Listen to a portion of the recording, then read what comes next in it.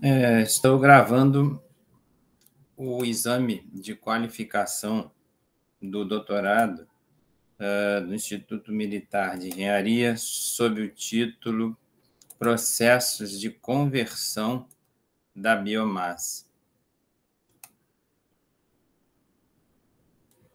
Como tela inicial, temos esta tela, em que apresento o nome dos orientadores: professor Luiz Eduardo Pizarro Borges, Dr. Science, do IME, e professor Fábio Belotti Noronha, Dr. Science, e eu, como doutorando Otávio dos Santos Gouveia Filho, o título, já citei, Processos de Conversão da Biomassa. O destaque inicial, as fontes de energia primária, e esse gráfico salta aos olhos esse 82% de energia fóssil ainda consumidos pelo mundo. Esses dados são do Departamento de Defesa dos Estados Unidos, de 2018, isso praticamente não se alterou. Resumindo, mais de 80% da matriz mundial é fóssil ainda, carvão, petróleo, gás natural, e, claro, se deseja substituir esses combustíveis fósseis, até por conta de garantir uma redução das emissões dos gases de efeito estufa. Nesse perfil, nesse quadro, os biocombustíveis devem ser anexados à atual infraestrutura de transferência e estocagem de combustíveis no mundo para permitir esse enquadramento do que foi proposto recentemente, por exemplo, na COP26. E esses biocombustíveis serão prioritariamente produzidos por biomassa, que seria toda a matéria orgânica de origem animal, vegetal ou micro-organismos suscetível a ser transformada em energia ou bioenergia. E aqui uma visão geral do que se deseja, ou seja, converter o petróleo, que é o combustível fóssil mais usado, e gera os derivados líquidos, converter o petróleo para biomassa, ou seja, a matéria-prima atual petróleo passando a ser a matéria-prima biomassa, e com a mesma objetivo de gerar combustíveis, de gerar energia, que o nome das principais biocombustíveis, hoje a gente vai detalhar isso à frente, mas em resumo, o bioetanol, o biodiesel, o biogás, o hidrogênio, esses serão substitutos do petróleo. Aqui uma visão geral da composição química da biomassa lignocelulósica, em que, resumo, temos amido, celulose, hemicelulose, lignina e alguns óleos. E o destaque visual de que essas cadeias, da diexose, pentose e da própria lignina têm muito oxigênio, Elas são estruturas químicas bastante oxigenadas, isso salta aos olhos aí, por exemplo, aqui, na celulose e na hemicelulose. Aqui uma visão do fracionamento da biomassa, permitindo valorizar as frações nobres, a geração de vários produtos de alto valor agregado. Então, aqui se mostra a célula da planta, a parede celular e depois o desenrolar disso, ou seja, a celulose, a hemicelulose e a lignina gerando os derivados da biomassa. A gente deseja focar nos biocombustíveis. Aqui, perceba que essa composição química varia, dependendo da biomassa, mas fundamentalmente temos sempre celulose, hemicelulose e lignina. Isso não muda na composição química das várias biomassas. A cana-de-açúcar seria a primeira que vamos destacar, e fala-se, a princípio, do Plano Nacional de Resíduos Sólicos, mostrando esse plano que, em 2015, o total de resíduos gerados pela agroindústria atingiu 400 milhões de toneladas, isso está aproximando dos 500 milhões de toneladas hoje, E mais de 70% desse total sendo oriundos do bagaço e da torta de filtro da cana-de-açúcar. Ou seja, no Brasil, a cana-de-açúcar é mais do que 2/3 da produção de resíduos de biomassa. Especificamente, o bagaço e a palha de cana servem para cogeração de energia e, claro, o objetivo maior desse trabalho, mostrar que é um caminho para a produção de biocombustíveis, especificamente por processos de termoconversão. E o objetivo de agregar valor nesses resíduos, claro, e mitigar os impactos ambientais relacionados, né, ao cultivo da cana-de-açúcar. Nessa tela, mostramos a grandeza da cana-de-açúcar, né, várias etapas, aí, um encadeamento, um fluxograma, mas, resumindo, 3 verticais, em que na primeira vertical leva-se a produção de açúcar. Essa segunda vertical, mostrando o caminho que leva ao etanol, primeira geração e segunda geração, e nessa terceira coluna, terceira vertical, a cogeração de energia. Seriam os diversificados usos da cana-de-açúcar mostrados aí. Dando sequência às principais biomassas, a soja tem esse nome aqui científico, né, Glycine max, enfatizando a extração do óleo de soja, em que produz-se um resíduo sólido nessa extração, podendo esse resíduo ser usado na alimentação e na produção de biocombustíveis. A pirólise de óleos vegetais usados, desse óleo de soja, permite a produção de bioóleo em diferentes composições, de acordo com as condições do processo. Qual o problema desse bioóleo? É quase que um problema genérico da biomassa. O grande teor de água e a presença de oxigenados que vimos presentes lá na própria composição dos vegetais, a composição da biomassa lignocelulósica. E também valores inadequados de polaridade, viscosidade, acidez e, principalmente, falta de estabilidade e oxidação nos derivados da biomassa, e essas propriedades que faltam, que não se igualam, a princípio, aos combustíveis fósseis, especificamente ao petróleo, precisarão ser melhoradas no que chamamos de upgrading da biomassa. O eucalipto e o pinheiro são importantes biomassas no quadro brasileiro. O detalhe que atualmente representam 1,5% das áreas florestais no Brasil, um percentual pequeno, no entanto, 90% da produção industrial de madeira. Ou seja, apesar de, no total das florestas brasileiras, terem uma porcentagem pequena, eles têm grande porcentagem na produção de madeira, mostrando que a nossa madeira é oriunda de um replantio. Os resíduos florestais grandes, produção focada, localizada na região sul do Brasil, né, e restrições crescentes à extração de madeira nativa, aponta para esse cenário que destaco aqui. Né? As florestas plantadas terão participação crescente no mercado mundial de madeira. O Código Florestal Brasileiro fala, né, na conservação, em conservar a vegetação nativa, destaca o conceito de reserva legal e de área de preservação permanente, as APPs.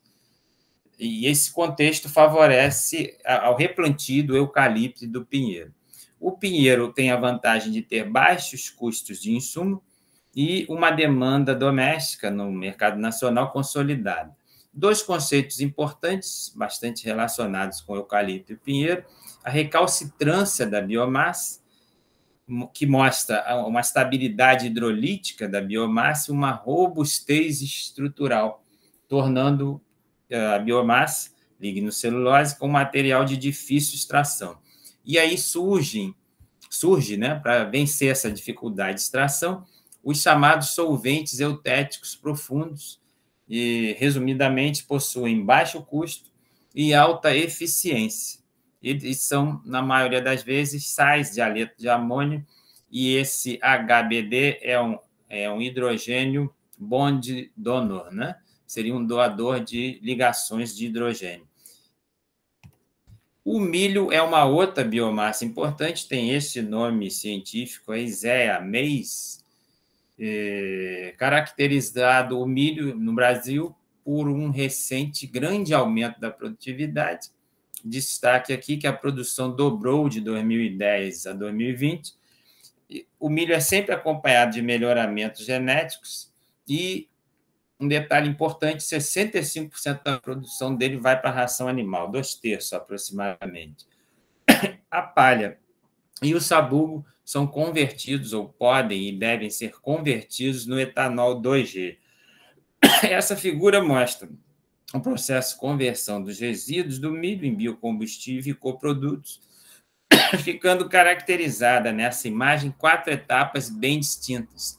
Um pré-tratamento, que deseja separar os componentes semicelulose, celulose e lignina, e depois uma etapa enzimática, uma hidrólise enzimática, mais precisamente, que liberta as ozes, né, aqui na imagem a glicose e a xilose, que a partir de um processo de fermentação, seria essa terceira etapa aqui, a fermentação, gera, enfim, o álcool, que é o objetivo desse processo, né?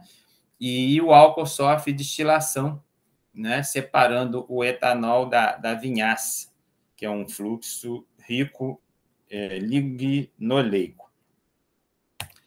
O açaí é uma outra biomassa brasileira importante, localizada na região amazônica.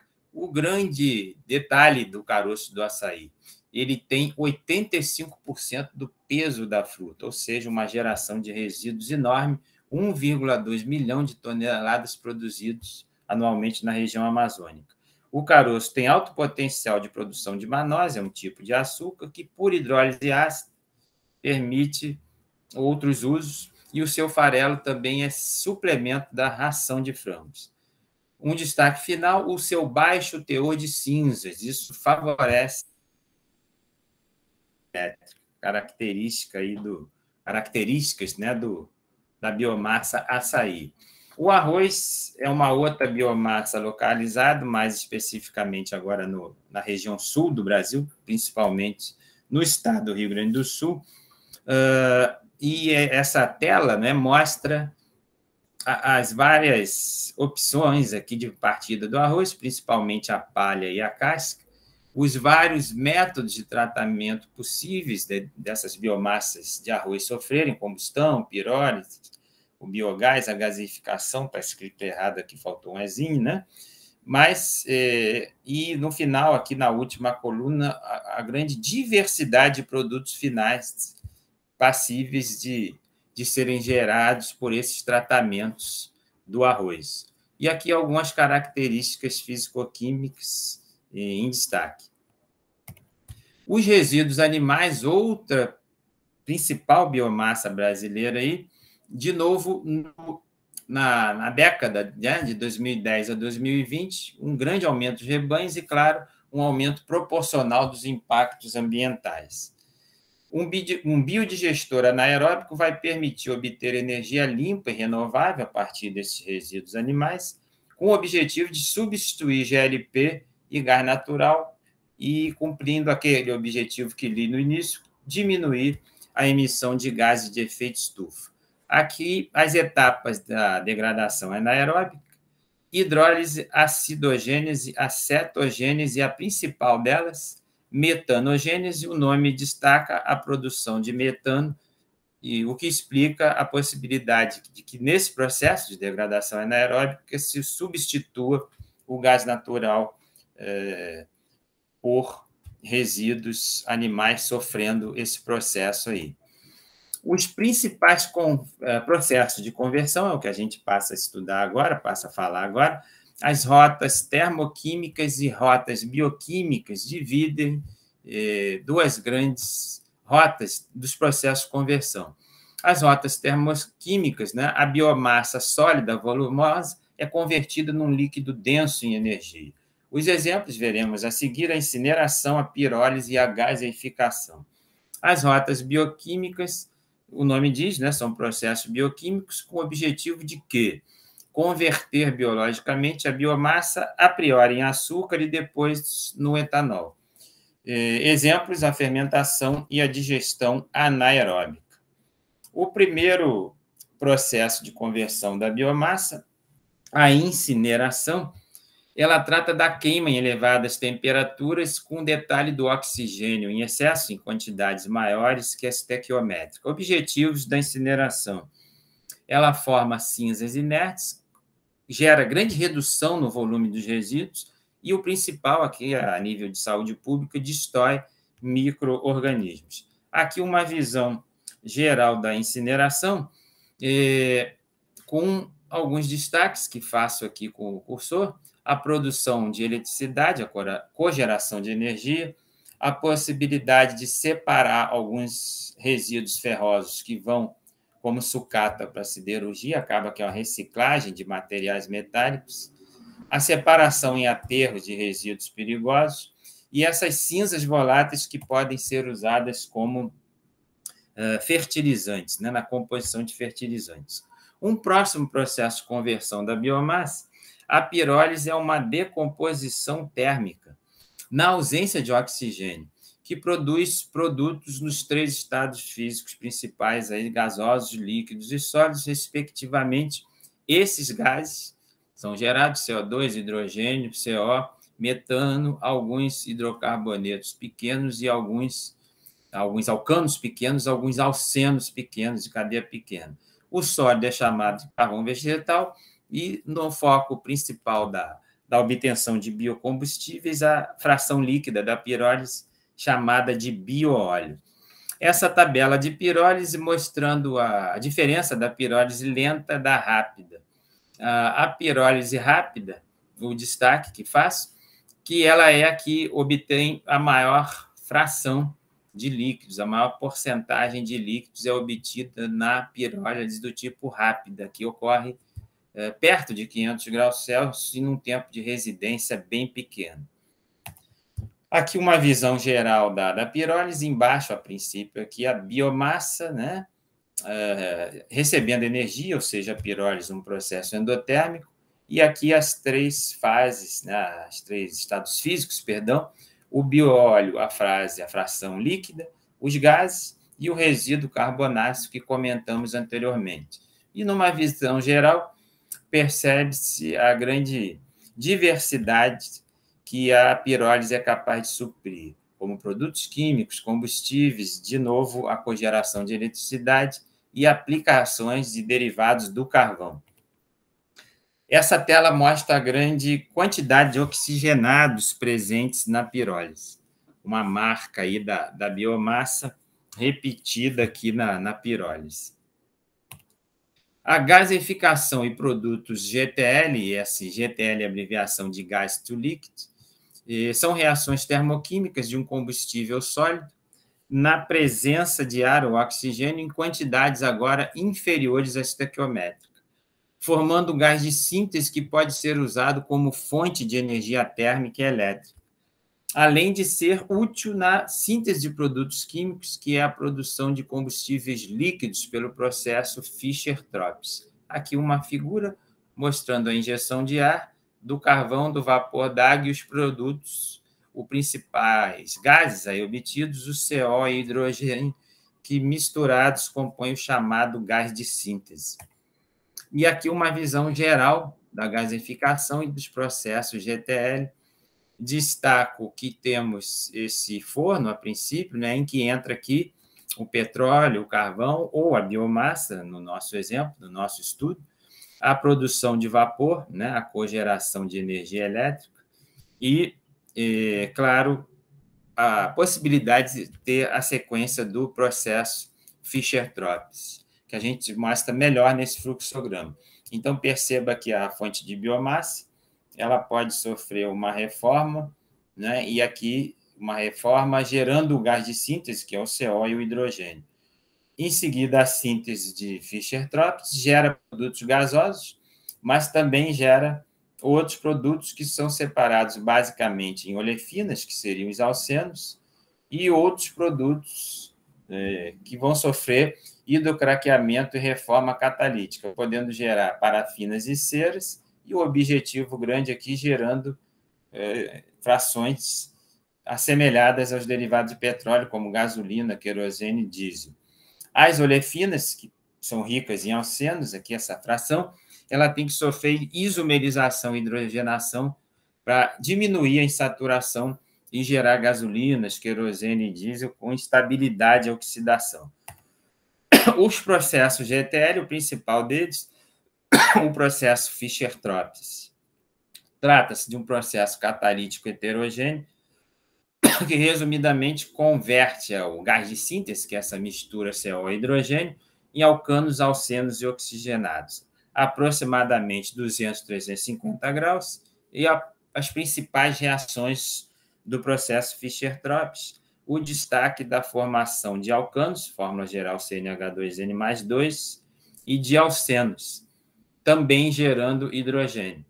E também numa reação chamada de formação de Koch, em que o próprio CO é convertido no Koch e no CO2. Desculpe a tosse. O biocombustível drop-in, bastante importante aí. São considerados biohidrocarbonetos líquidos funcionalmente equivalentes aos combustíveis de petróleo, equivalentes nos chamados requisitos de desempenho dos motores a combustão, além de serem totalmente compatíveis com a infraestrutura do petróleo existente.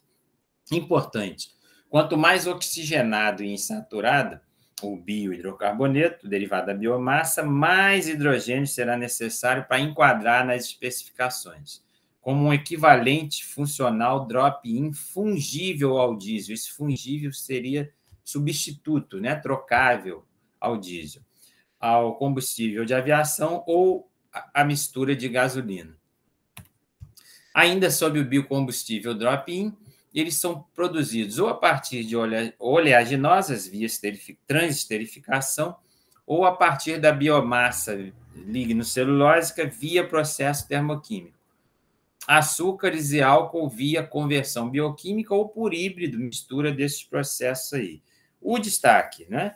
A possuírem, para se considerar um combustível, um biocombustível drop-in, ele deve ter alta proporção hidrogênio-carbono, nenhum ou baixo teor de enxofre e oxigênio, baixa solubilidade em água e alta saturação da ligação de carbono, ou seja, ser saturado.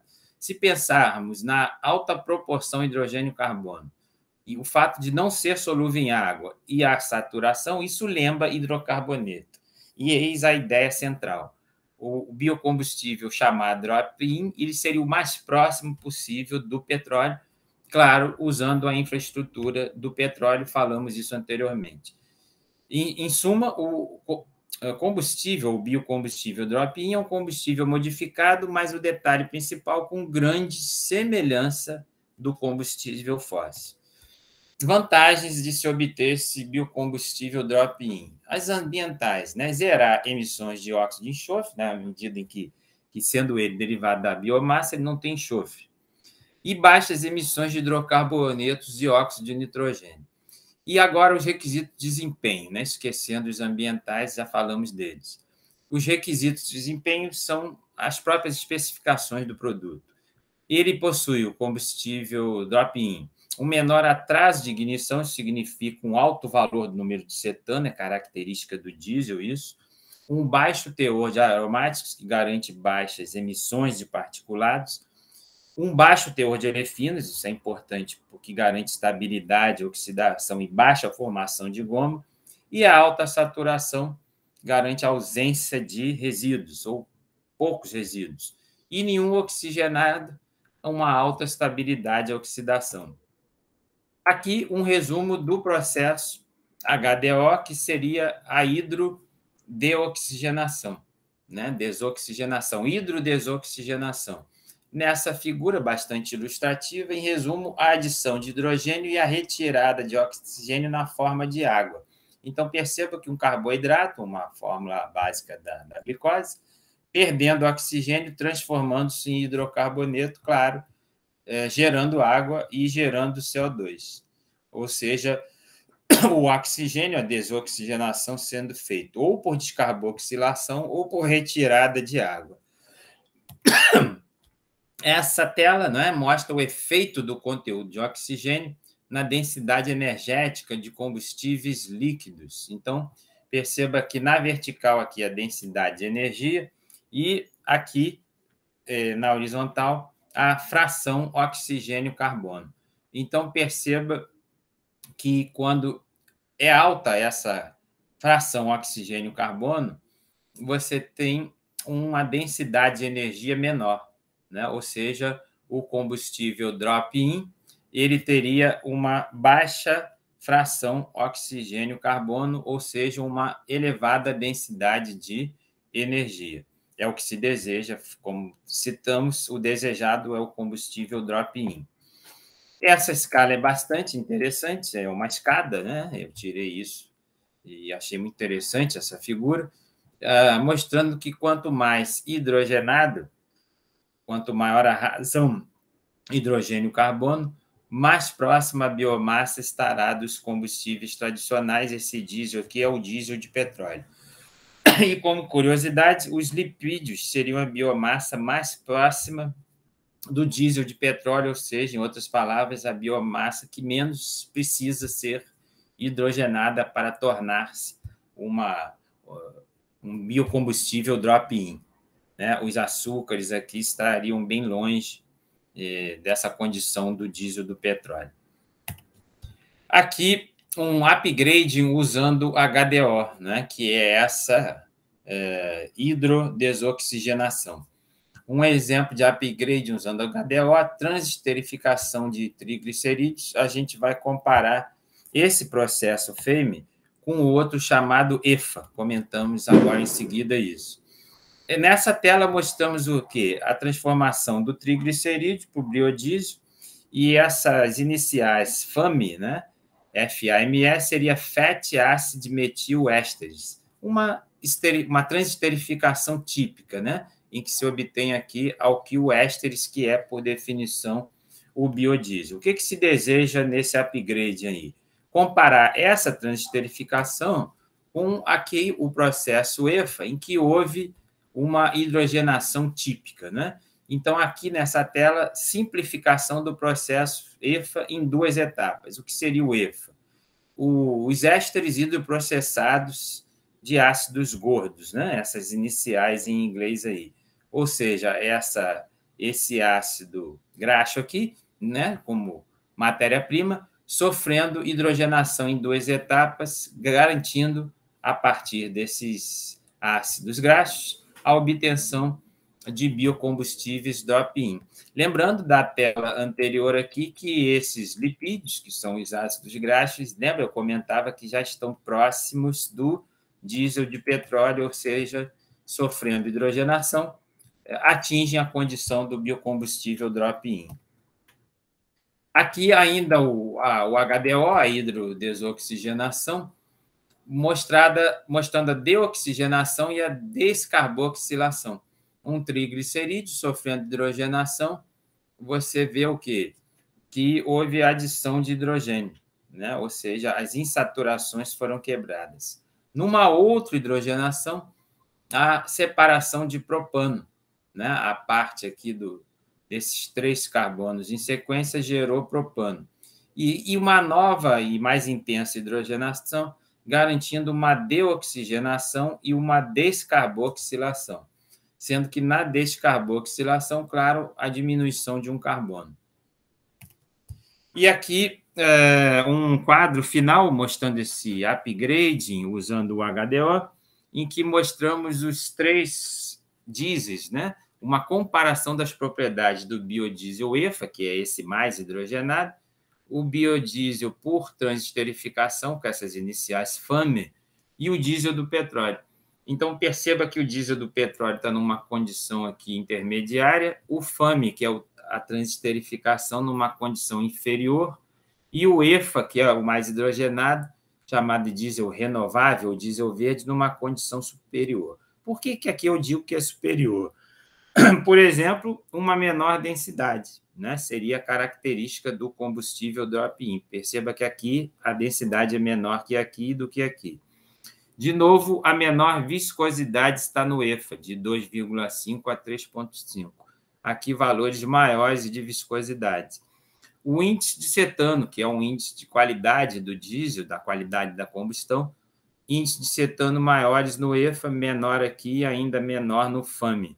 E assim sucessivamente, ou seja, dos três casos aí de diesel, entre o diesel do petróleo do meio, o diesel, pelo processo EFA, que é o mais hidrogenado, esse se aproxima ou, às vezes, ultrapassa a condição de um biocombustível drop-in, mostrando a importância da hidrogenação e a importância do processo HDO. Comentários finais de que a pirólise e a gasificação, os dois são métodos termoquímicos usados na produção de biocombustíveis e eles são considerados a principal rota para obter biocombustíveis do tipo drop-in.